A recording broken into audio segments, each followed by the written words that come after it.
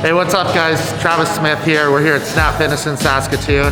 We're gonna go through my shoulder and trap workout. It's gonna be 4 or 5 exercises for shoulders and then 1 for traps at the end. The main reason that I throw in the trap work at the end is because for all shoulder movements, you're probably gonna use like traps to some degree. So I just like to finish them off at the end.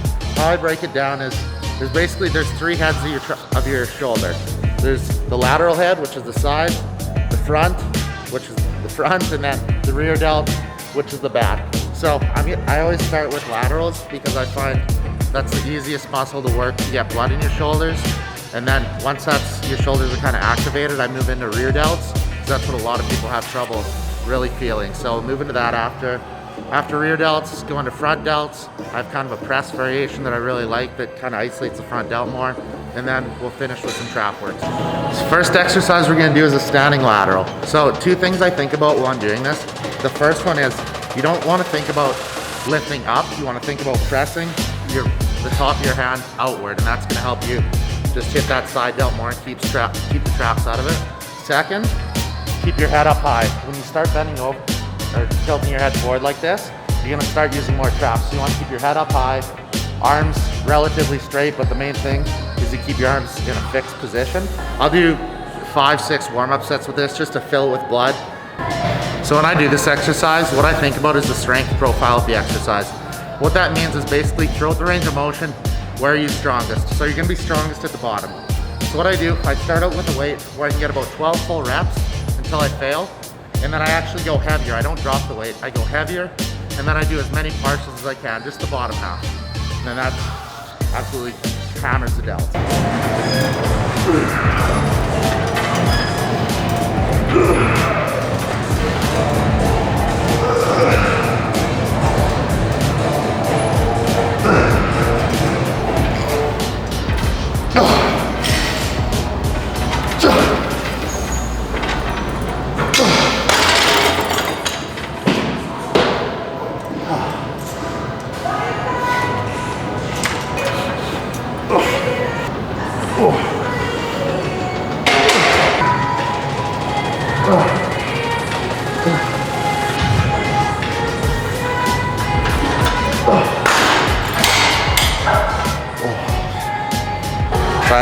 Keep this quiet, but I had about $60 worth of McDonald's last night to make sure I got a good pump today. Oh, and one more thing. New Bumstead Pre, crazy blood flow, man. We'll see what it looks like after I do a few exercises, but should get a pretty filthy pump. All right, so up next, we're gonna move on to rear delts, which is the back of the shoulder. So my absolute favorite movement for this is just a bent over dumbbell fly. One thing about this is I hear a lot of people say that you can only hit your rear delt with a pronated grip like this. But I think that's absolutely not true. I personally like to use a neutral grip, so it's more like this. You can get a little bit more lateral head activation, but it's still gonna hammer the rear delts. One thing I do wanna point out about doing these bent over rear delt flies is you honestly don't wanna be too concerned with having your shoulder blades like locked in a position. You know, some people have them stuck like this, some people have them pulled way back. I'm a big believer in just having it what feels natural, because if it feels natural, then you're not gonna have any impingements and you're not gonna run into issues with injury later on.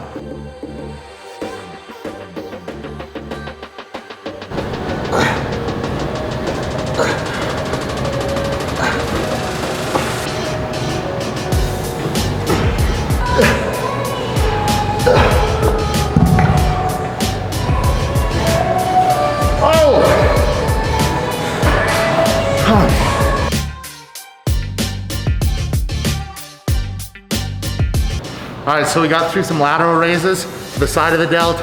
We did some heavy rear delt work. For the rear delt, I like to give my rear delt a little bit of extra work just because it is hard to hit and it's one of those muscles kind of like calves. You just gotta keep pounding and keep training. So I give it a bit more extra attention. I really like this one after I've done a heavy movement for rear delts. It's a bit lighter and it's a bit more isolated. So if you notice, I'm gonna keep my elbows pretty close to locked out.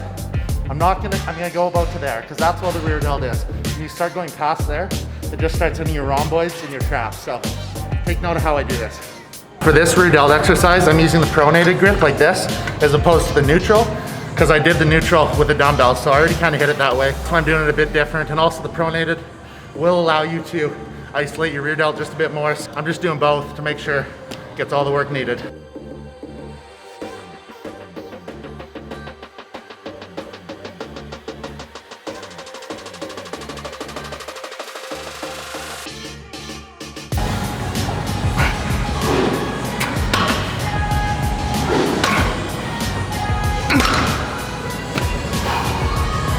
Okay, now after we've done all the flies, we're gonna go into some presses. So I like to leave presses until the end to make sure your shoulders are as warm as possible. So that's just gonna reduce risk of injury. So something I do to hammer the front delts, I do what's called an Arnold press. So you're gonna start underhand with a dumbbell, and you're gonna press up and you're gonna rotate as you go up. That's gonna allow you to really squeeze that front delt. First, incline bench. I personally wouldn't go straight up and down. I like a bit of an incline just because it kind of sits down in that pocket better and you can press up. For the top set of these Arnold presses, I usually just do one straight set. So that's one heavier set, as many as I can. I like to do like 12 reps, and then I'll shut it down, take a break, and do a second set after I'm recovered.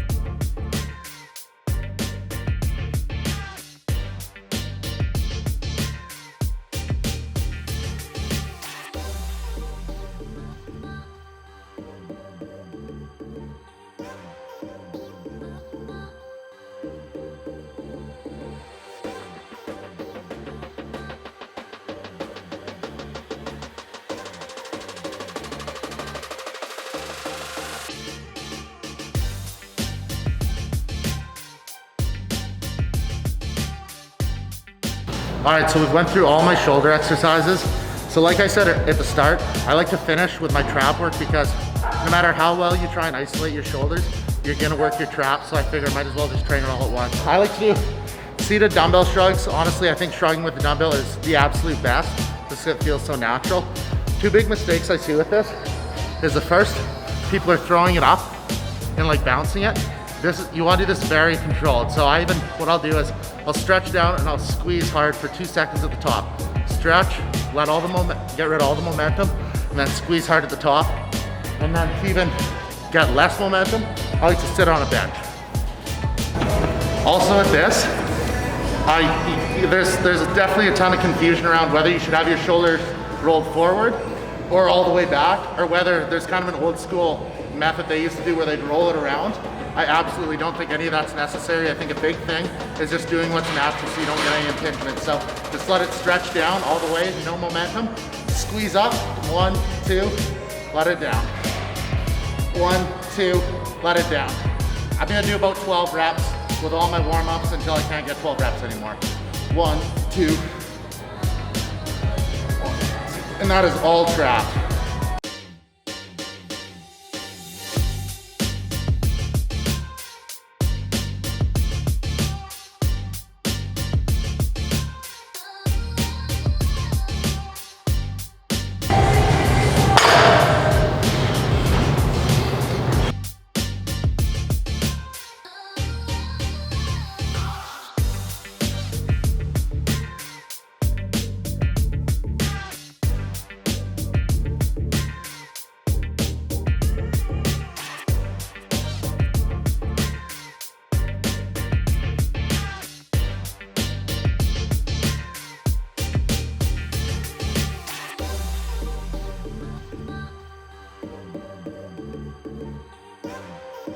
So that wraps up our shoulders and traps workout. It was a killer workout. Definitely give it a go. Check out our other videos on Supplement World Canada's YouTube. Like, subscribe, comment. If you like watching me train, let me know. Send me a DM on Instagram, Krabby J Smith. I get back to all of them. Let me know what you want to see.